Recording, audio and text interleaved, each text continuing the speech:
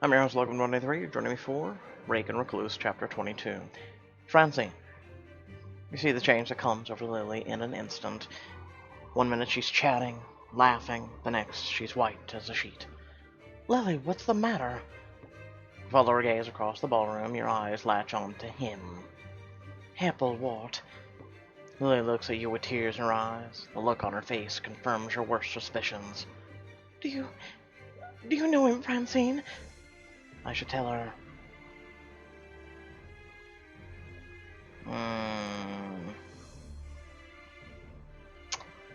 That he was near Eldon.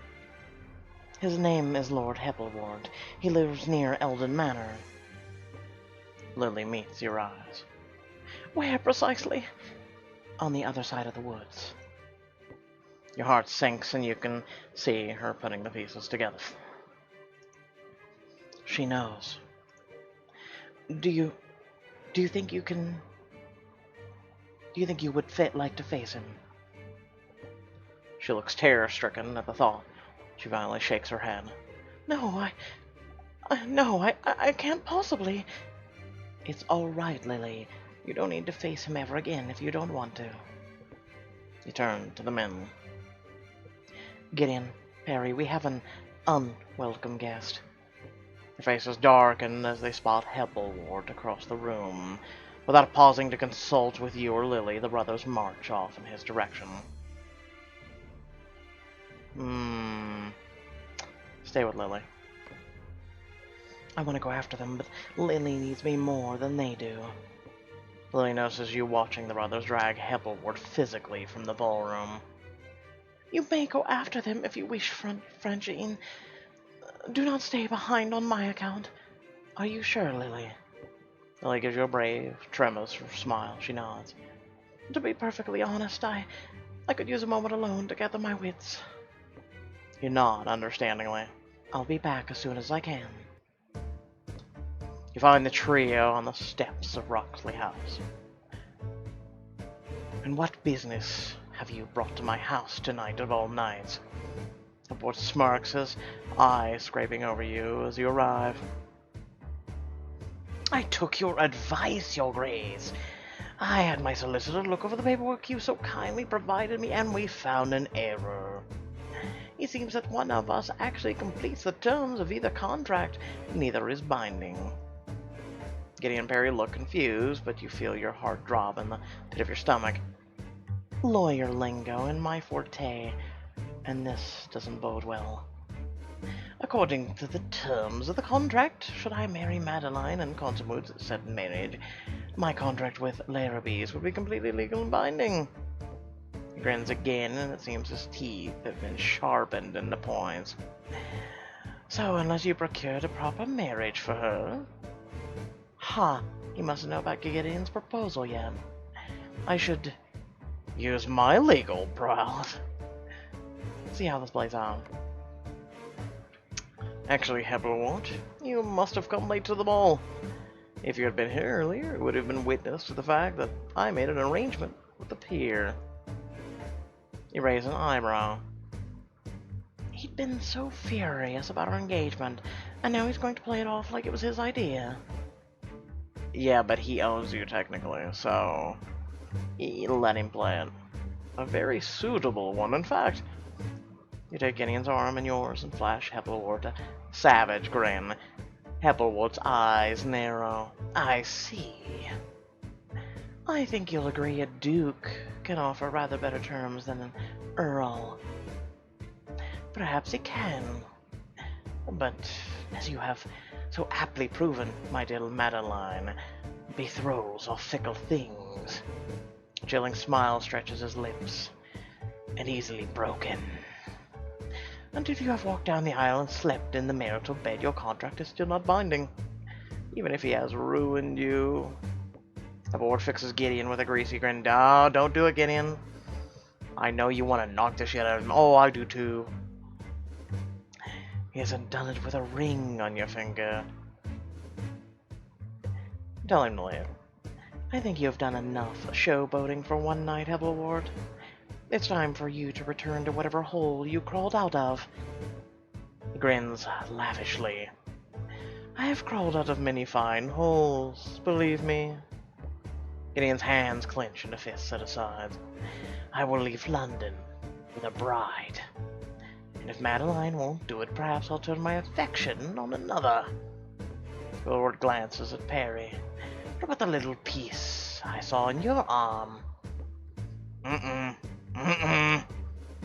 Perry's face contorts as he understands Hepplewordt's meaning. He lunges forward, but Gideon steps between them, pulls his brother away from Hepplewort, who grins with savage triumph. He wants to be hit. He wants it. He wants it so goddamn bad. But back then, things were a bit different. If two gentlemen had a fight, things were a lot different. Well, even though Hepplewort really isn't a gentleman, so never mind that. Gideon rests his hands on the butt of the pistol he'd taken from Perry earlier in the evening. Thank you for attending, my lord. I hope you have a safe time out of London, because if you stay in the city another minute, you'll not live to see the dawn. The smirk on Hepplewordt's face vanishes. Are we understood? Gideon watches the man coolly, fingers drumming on the hilt of the gun. Hepplewort considers for a moment, then ducks into a short bow. Your Grace, a Viscount? He nods to Gideon and Perry, then fixes you with a cold look. Madeline. He strides off jauntily, as if nothing unpleasant has occurred. The three of you watch his back until it disappears into his carriage. Then exhale in unison. We should get back to Lily. She was quite distressed when I left her. Mary looks at you sharply. Distressed? Why?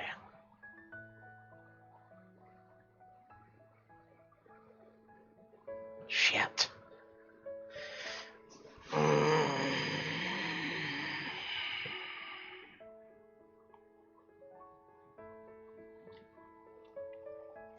Is it really our place?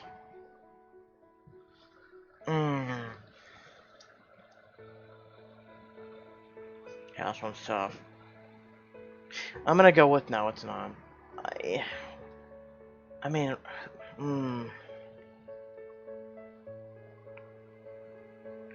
No, she told Francine in the utmost confidence, and unfortunately that's for Lily to tell him. Well, she was none too happy to see Lord Hepplewort.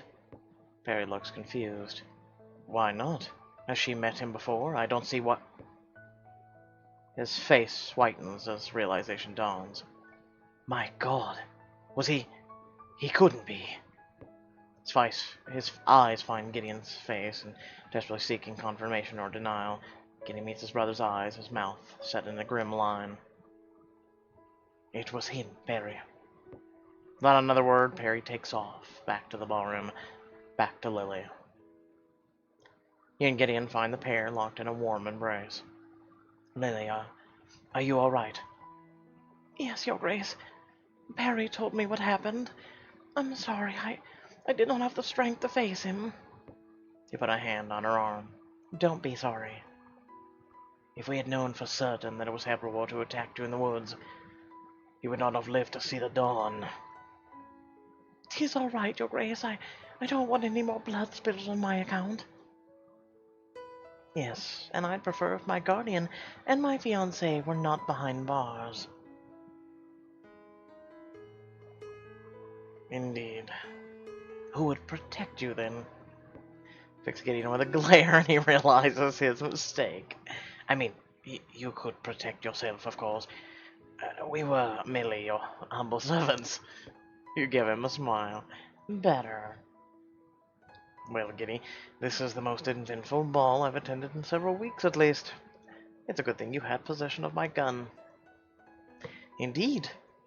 After all, I do nothing in small measures.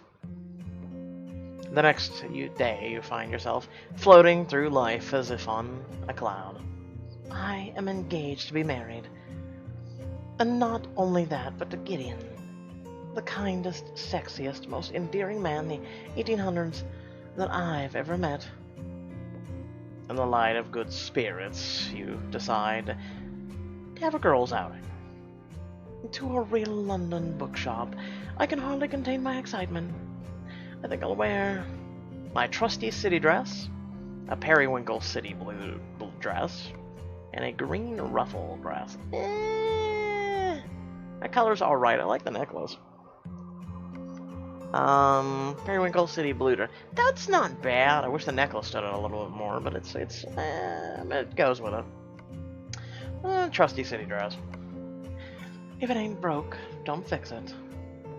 You arrive at the bookshop with Lily and your sisters in tow.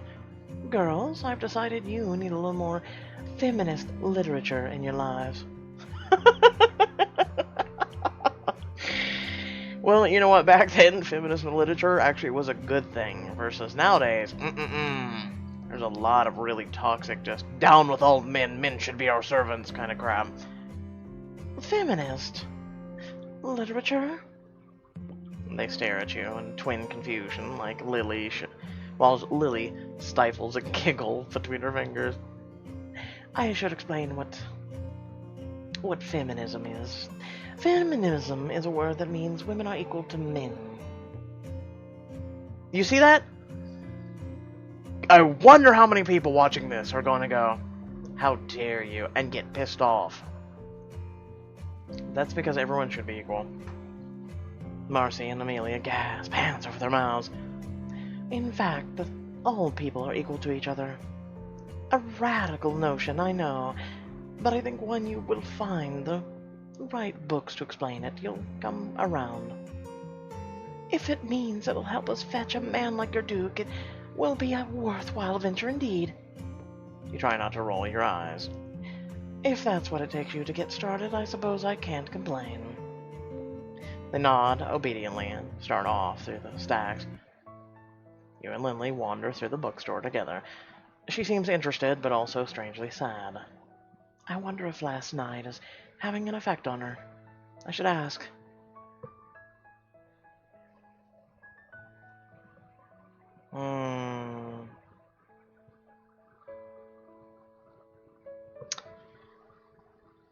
I feel like I'm divided here. What's that? Human nature? Gasp. I feel like asking, are you okay? Like, you know, was it about Hepplewort? Is that why? Or taking our mind off of it and saying, hey, do you have a favorite book?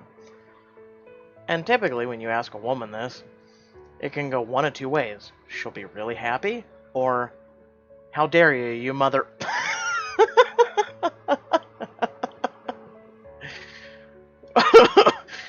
So, this is why I'm alone. Flip a coin. Ask if she's upset.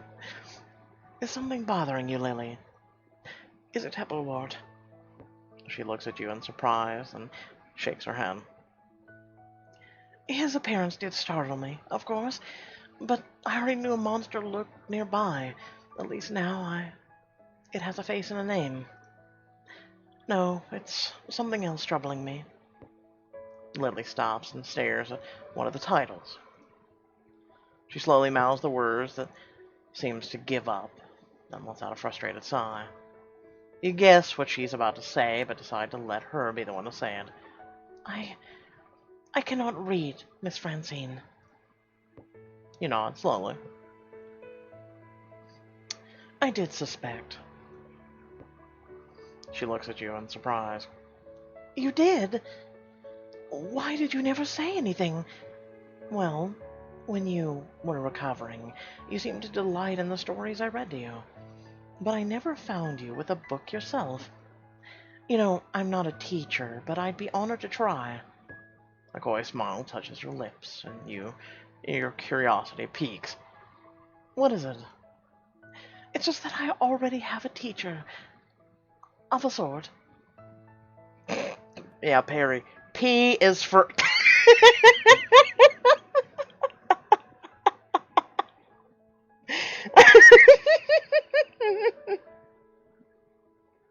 Did you guys get through the whole alphabet?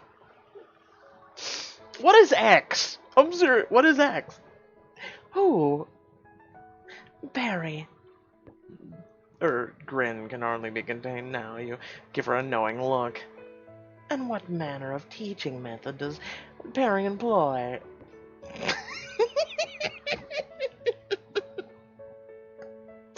One that I think is both cute and like, what the hell? Lily blushes. Well, it is a rather bare teaching style. You giggle furiously, feeling like one of the sisters. I should ask her for the deets. Tell her that I approve. Eh, let's say deets. Let's go with that. I think I should like to know more about this method. Perhaps I could persuade Gideon to take it up. Lily blushes again. Well, voices pitched low. He has used himself as a sort of canvas, writing letters and words on certain parts. And I suppose there's some sort of reward when you get to the right run. Oh, I couldn't say. You wave a hand. You don't have to. With methods like that, you'll be reading in no time. A thought occurs to you. In fact, I think I have just the book for you when the time comes. Wait here and I'll bring it. I'll grab her a copy of...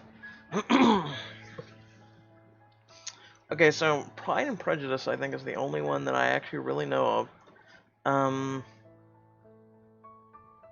Jane Eyre and Tess of de Herberville. God damn it, shut up. It's French, I'm guessing.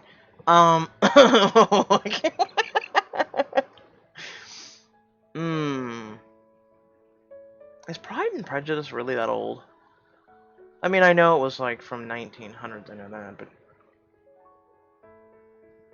I don't know who Jane Eyre is. So, I want to go with Pride and Prejudice, maybe? Around the bookshelf and head is for the A's. You run your finger over the titles, looking for Austen. It's a truth, universally acknowledged, that it's not impossible to like Jane Austen. And Lily could certainly use a few pointers from Elizabeth Bennet when it comes to asserting herself.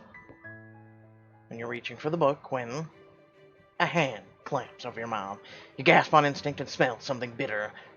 Taste it in your gums. And before you know it, the world has descended into darkness.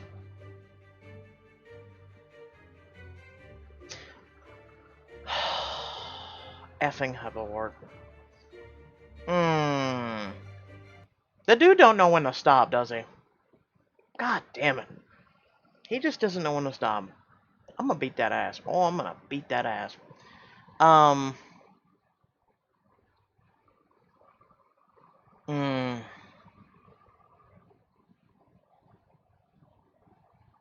So next one is Lily, Perry, and Gideon race to the country of Lanarkshire on a rescue mission. Will Lily find her courage in time to save his would-be wife from ruination?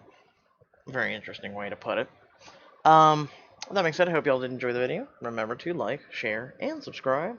Head down description below links to social media, our Discord, and a few links to support me and my content. And without further ado, thank you all for watching, and stay tuned for the next video. Peace.